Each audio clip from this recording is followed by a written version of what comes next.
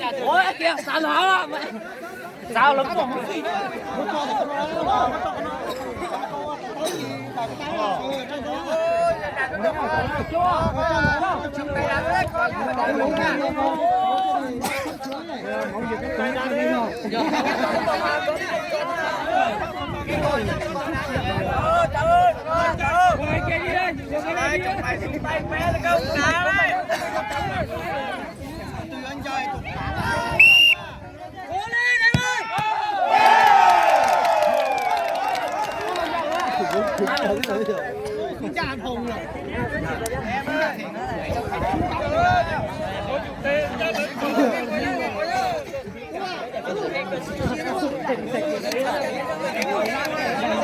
Là ra hả Tuông?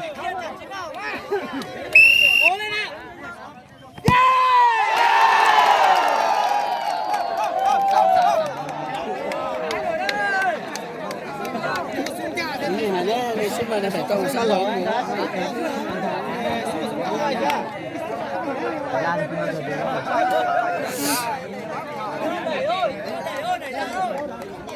Có cái kia, cố lên rồi, cố lên nào. Không phải sợ.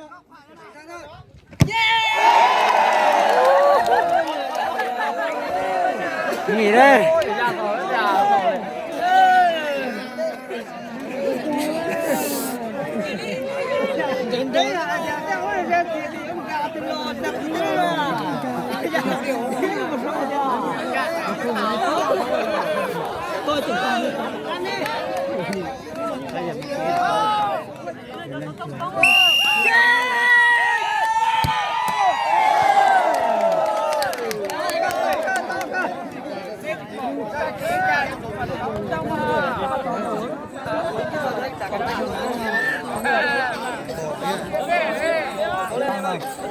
Chị ơi, đóng cam vào chị ơi.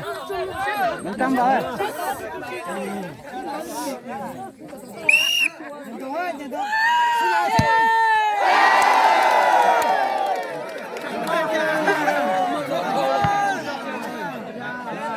Có giận thơ nữa. Bóng bay nó bóng làm cố lên nào. Làm một quả nó ra toàn à.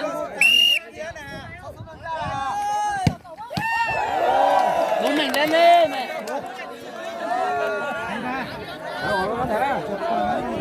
Biết đường nào đấy nhá. Đây cái đường đâu. Thôi. Thôi.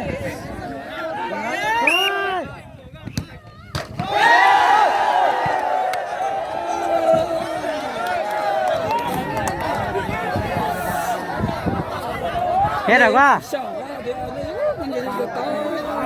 2-1 rồi, hết rồi quá.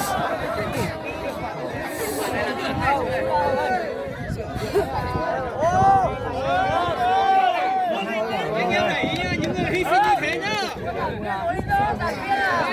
Anh em đi chụp ảnh đi à. Chụp ảnh đi.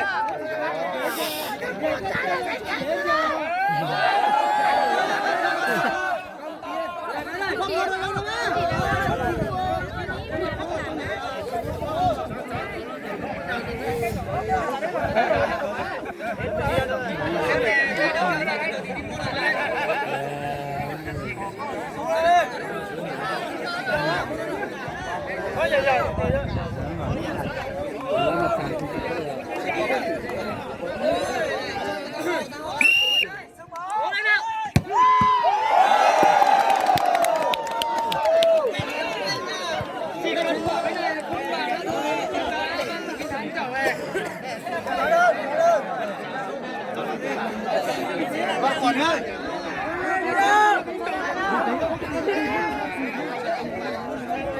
Lên nha.